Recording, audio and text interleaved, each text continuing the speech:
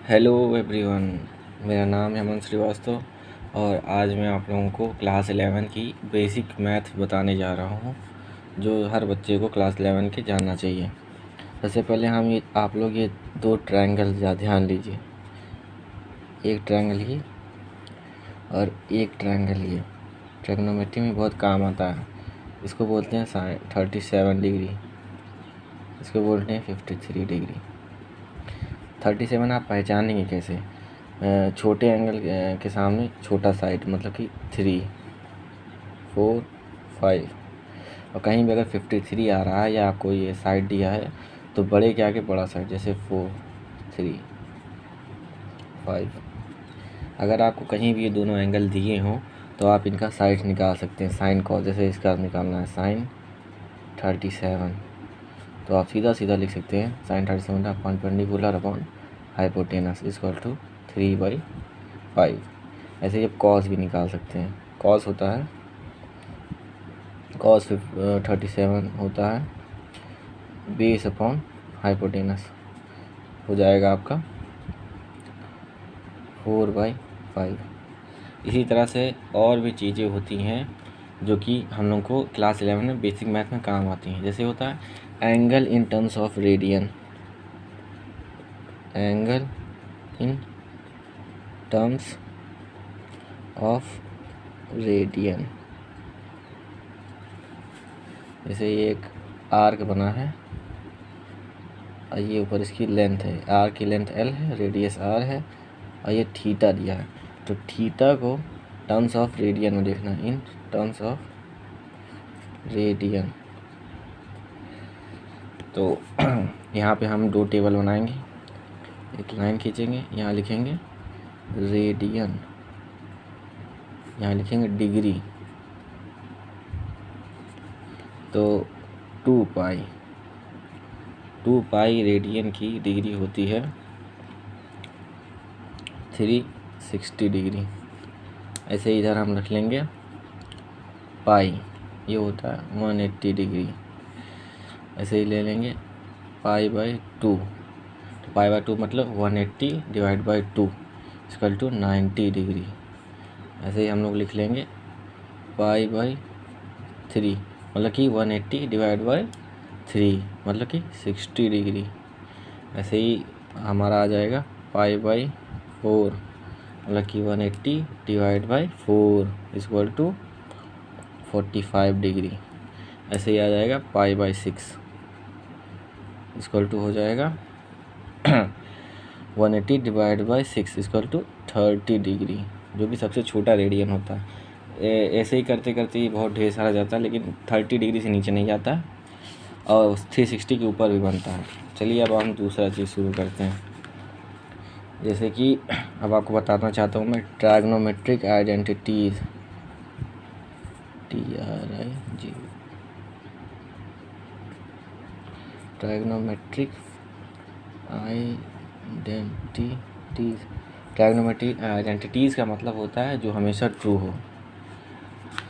जैसे कि sine square theta plus cos square theta equal to 1, ये ऑलवेज होता है, हमेशा होता है। इन सबको आप हमेशा याद कर लीजिएगा, ये हमेशा ट्रू होता है। ऐसे ही होता है sec square theta plus minus tan square theta equal to 1। ऐसा ही होता है थर्ड।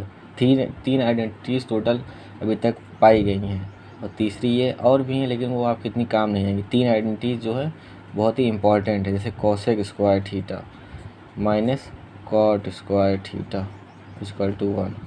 ये तीनों हमेशा ट्रू होंगी चाहे जब। इसके बाद हमारा आता है double angle formula, double angle formula MULA। जैसे कहीं पे लिखा हुआ आपको मिल जाएगा साइन 2 थीटा, तो आपको इसका भी वैल्यू याद रखनी है। ये भी डिराइव नहीं होता है, डायरेक्ट याद किया जाता है। इसका होता है 2 साइन थीटा कॉस थीटा। फिर हमारा आता है कॉस 2 थीटा। इसका हमारा होता है cos square theta minus sign square theta इसको आप एक तरह से और लिख सकते हैं, जैसे ऊपर दिया नहीं था आइडेंटिटीज़ में, तो इसको आप साइन स्क्वायर थीटा की जगह पे कर सकते हैं। Sine square theta equal to 1 minus cos square theta. अगर आप साइन स्क्वायर थीटा की जगह 1 minus cos square theta put करेंगे तो आपका आ जाएगा 1 minus 2 cos square theta. Cos की जगह अगर आप साइन को हटाना चाहते हैं, साइन के टर्म्स में लिखना चाहते हैं, तो आप लिख सकते हैं 1 माइनस 2 साइन स्क्वायर थीटा। अब साइन कॉस हो गया, बचा टैन, तो टैन का होता है टैन 2 थीटा। तो टैन का हो जाएगा 2 टैन थीटा और नीचे 1 माइनस टैन स्क्वायर थीटा। ये हो गया। इतना आप लोग याद कर लीजिएगा। इसके बाद मैं आपको बताने जा रहा हूँ एडिशन फार्मूला कैसे होता है। कैसे ही ऐसे साइन ए प्लस बी लिखा है या साइन ए माइनस बी लिखा है, कॉस ए माइनस बी लिखा है, तो उसको आप लोग कैसे सॉल्व करेंगे आ जाएगा। तो ये देखिए एडिशन फार्मूला ए डब्ल्यू,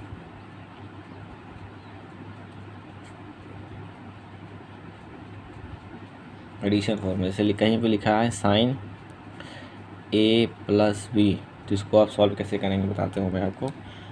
इसको आप जो को तो लिखेंगे साइन ए कॉस बी और यहाँ पे पॉजिटिव साइन लगाएंगे, फिर लिख देंगे साइन बी कॉस ए।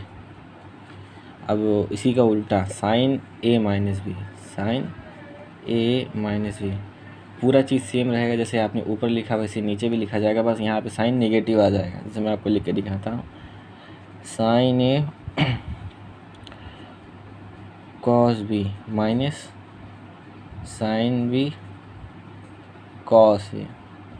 इसी तरह से आप कॉस का देखिए, कॉस थोड़ा उल्टे दिमाग का प्राणी है, इसको ट्राइगोनोमेट्री में उल्टा ही कहा जाता है। तो ये जैसे लिखा है कहीं पे कॉस ए माइनस बी, तो कॉस क्या करता है, ये साइन को नहीं लाता है, ये कहता है हम साथ साथ रहेंगे, अपना साथ नहीं छोड़ता है। तो यहाँ लिखा जाएगा कॉस ए कॉस बी, और यहाँ जैसे कि नेगेटिव दिया है, जैसे मैंने पहले नेगेटिव लिया तो यहाँ पॉजिटिव हो जाएगा। उल्टा आप जानते ही हैं उल्टा होता है कॉस। तो यहाँ होगा साइन ए साइन बी। इसी तरह से अगर हम पॉजिटिव देखें cos A cos B plus B, तो कॉस ए प्लस बी, तो बिल्कुल ऊपर की तरह बिल्कुल सेम होगा जैसे ऊपर लिखा है, बस यहाँ पे जो साइन है ये पॉजिटिव की जगह नेगेटिव हो जाएगा कॉस ए कॉस बी, और यहाँ नेगेटिव लगा के हो जाएगा साइन ए साइन बी। आप लोग चाहें तो इस पूरे पेज का स्क्रीनशॉट ले सकते हैं, मैंने पिछले वाले पेज पे ध्यान नहीं दिया था, या आप लोग पिछले वाले पेज का भी स्क्रीनशॉट ले सकते हैं। ये आपका पिछला पेज है, इसका भी स्क्रीनशॉट ले सकते हैं। तो चलिए अब मैं आपको इसको सवाल लेते हैं, जैसे कि find the value of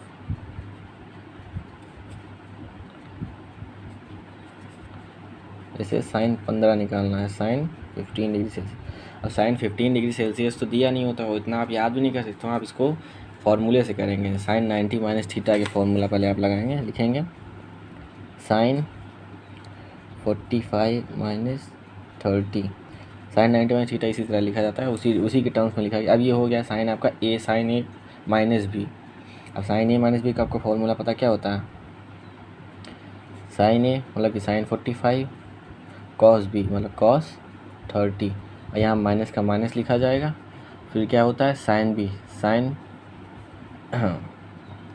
B sine 30 cos B cos 45, cos A होता है, सॉरी कॉस ए होता है।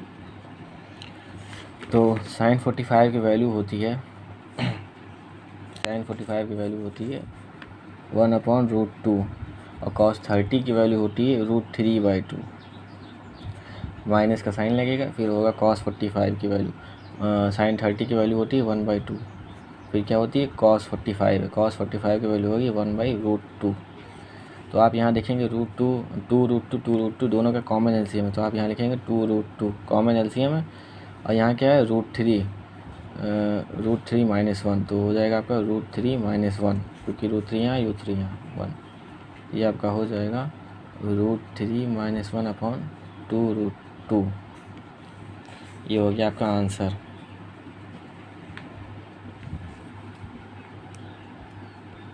अब दूसरा हम ऐसे ही लेते हैं 1075। इन सब सवालों को पहले आप जो है एक बार पॉज कर लीजिएगा, और पॉज करने के बाद खुद से ट्राई करिएगा, जब नहीं बनेगा तब देखिए। अब इसको वैसे ही साइन ए प्लस बी से इसको हम करके दिखाते हैं। जैसे 10a+b से 1045 + 30, ये हो गया 10a+b। और 10a+b का क्या फॉर्मूला होता है? 10a +